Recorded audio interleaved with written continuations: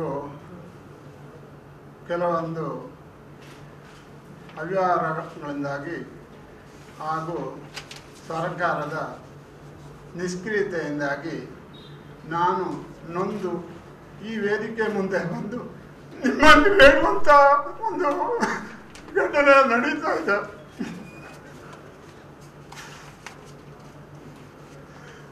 ಕೊಲೆಗಡುಕ ಯಾರು ಅಂತ ಈಗಾಗಲೇ ಪೊಲೀಸ್ ಇಲಾಖೆಯವರು ಹಿಡಿದು ಕೆಲವರನ್ನು ಒಳಗಡೆ ಹಾಕಿದ್ದಾರೆ. ಅದರ ಸತ್ಯಾಸತ್ಯತೆ ಪೊಲೀಸ್ ಇಲಾಖೆಯವರಿಗೆ ಗೊತ್ತು. ಆದರೆ ಕೊಲೆ ಮಾಡಿಸಿದವರನ್ನು ಹಿಡಿಯುವ ಗೋಜಿಗೆ ನಾವು ಎಷ್ಟು ಪರಿಪರಿಯಾಗಿ ಬೇಡಿಕೊಂಡರೂ ಅವರು ಹಿಡಿಯುವಂಥ ಗೋಜಿಗೆ ಹೋಗುವುದಿಲ್ಲ.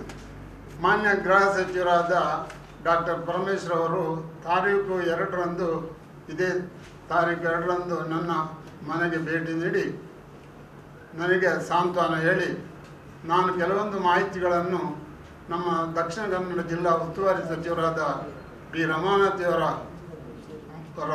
ಉಪಸ್ಥಿತಿಯಲ್ಲಿ ಅವರಿಗೆ ವಿವರವಾಗಿ ಹೇಳಿ ಕೆಲವೊಂದು ಸಾಕ್ಷ್ಯಗಳನ್ನು ಕೂಡ ನೀಡಿದ್ದೇನೆ. ಪೊಲೀಸ್ ಇಲಾಖೆಯವರು ಇದರಲ್ಲಿ ಶಾಮೀಲು ಎಂಬುದಕ್ಕೆ ವಿಟ್ಲ ಪೊಲೀಸ್ ಸ್ಟೇಷನ್ನ ಒಬ್ಬ ಪೊಲೀಸ್ ಕೂಡ ಇದರಲ್ಲಿ ಭಾಗಿಯಾಗಿರೋದಕ್ಕೆ ಇದರ ಹಿಂದೆ ಇರುವವರ ಜೊತೆ ಪೊಲೀಸ್ ಸ್ಟೇಷನ್ನ ಕೆಳಗಡೆನೇ ಫೋಟೋ ತೆಗೆಸಿದ್ದು ಈಗಾಗಲೇ ವಾಟ್ಸಪ್ಗಳಲ್ಲಿ ಹರಿದಾಡುತ್ತಾ ಇದೆ. ಆದರೂ ಕೂಡ ಅವರನ್ನು ಪೊಲೀಸ್ ಇಲಾಖೆಯವರು ಹಿಡಿಯುವಂಥ ದಸ್ತಗಿರಿ ಮಾಡುವಂಥ ಯಾವುದೇ ಕೆಲಸಕ್ಕೆ ಈಗಾಗಲೇ ಹೋಗಲಿಲ್ಲ. ಸುಮಾರು 20 ದಿವಸಗಳಿಂದ ನಾನು ಪರಿಪರಿಯಾಗಿ ದಕ್ಷಿಣ ಕನ್ನಡ ಜಿಲ್ಲಾ ಹಾಗೂ ಪಶ್ಚಿಮ ವಲಯ IGP ಅವರಾದ ಅವರ ಹತ್ರ 2 ಸಲ ಹೋಗಿ ನಾನು ಈ ಕೆಲವೊಂದು ಸಾಕ್ಷ್ಯ ಸಮೇತ ಅವರಿಗೆ ವಿವರಿಸಿದರೂ ಕೂಡ ಅವರು ನಾನು ಮಾಡ್ತೇನೆ ಅಂತ ಹೇಳ್ತಾರಲ್ಲದೆ ಯಾವುದೇ ಕ್ರಮ ಕೈಗೊಳ್ಳುವುದಿಲ್ಲ. ಅಲ್ಲದೆ ಬೆಂಗಳೂರಿನಿಂದ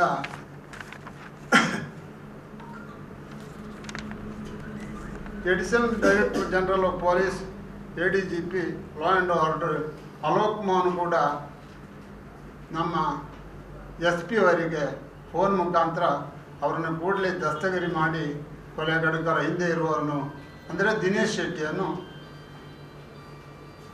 ದಸ್ತಗಿರಿ ಮಾಡಿ ಸೂಕ್ತ ಕ್ರಮ ಕೈಗೊಳ್ಳಬೇಕು ಅಂತೇಳಿ ವಿವರವಾಗಿ ಅವರಿಗೆ ಹೇಳಿದರೂ ಕೂಡ ಇವರು ಇಷ್ಟರವರೆಗೆ ಯಾವುದೇ ಕ್ರಮ ಕೈಗೊಂಡಿರುವುದಿಲ್ಲ. ಅದು ಅಲ್ಲದೆ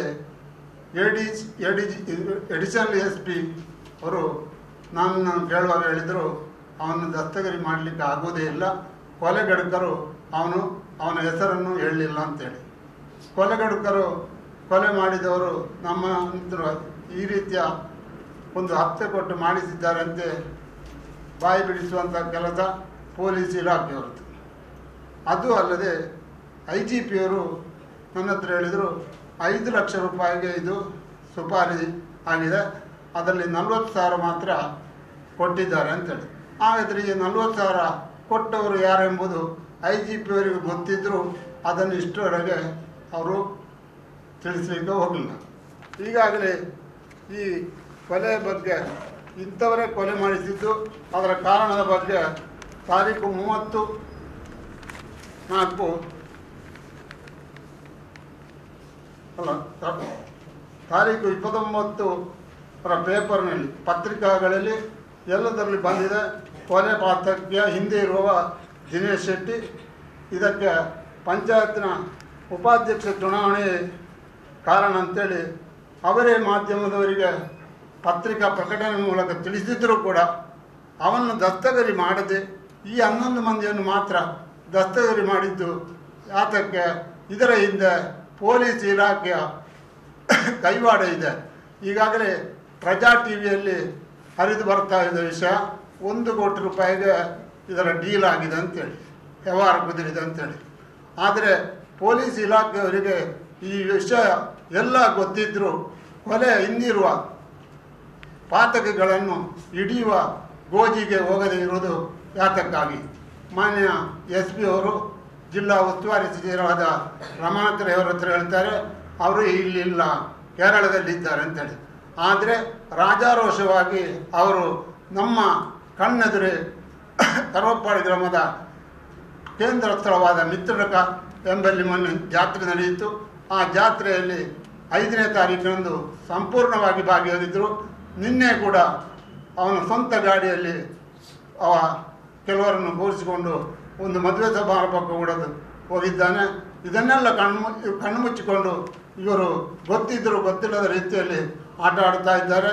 ಅದಲ್ಲದೆ ನಮ್ಮ ಮಿತ್ರಕದ ಕಮ್ಮಾಜ ನೆಲ್ಲಿಕಟ್ಟೆ ಎಂಬಲ್ಲಿ ಒಂದು ಚೆಕ್ ಪೋಸ್ಟನ್ನು ಈಗಾಗಲೇ ತೆರೆದಿದ್ದಾರೆ.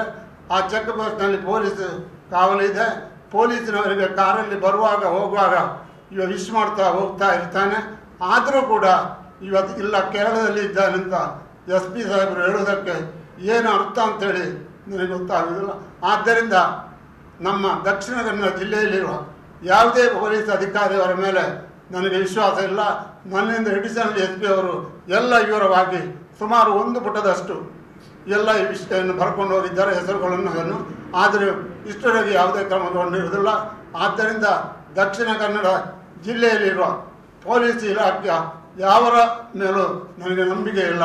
ಆದ್ದರಿಂದ ಸರ್ಕಾರ ಕೂಡಲೇ ಇದನ್ನು CID ತನಿಖೆಗೆ ಮಾಡಿದಲ್ಲಿ ಮಾತ್ರ ಮೃತರ ಆತ್ಮಕ್ಕೂ ನಿಮಗೆ ಕುಟುಂಬಸ್ಥರಿಗೂ ಸ್ವಲ್ಪವಾದರೂ ಸಾಂತ್ವನ ಆಗಬೇಕು ಅಂತೇಳಿ ಪತ್ರಿಕಾ ಮಾಧ್ಯಮದ ಮೂಲಕ ನಾನು ನಿಮ್ಮಲ್ಲಿ ವಿನಂತಿಸಿಕೊಳ್ಳುತ್ತಿದ್ದೇನೆ. ಹಾಗೂ ಮಾಧ್ಯಮದವರೆಲ್ಲ ಈ ಮೃತನ ಕಗ್ಗೊರೆ ಈ ರೀತಿ ಆದರೂ ಕೂಡ ಸರ್ಕಾರ ಕಣ್ಣು ಮುಚ್ಚಿ ಕೂತುಕೊಳ್ಳುವಂಥ ಪರಿಸ್ಥಿತಿ ಇದೆ.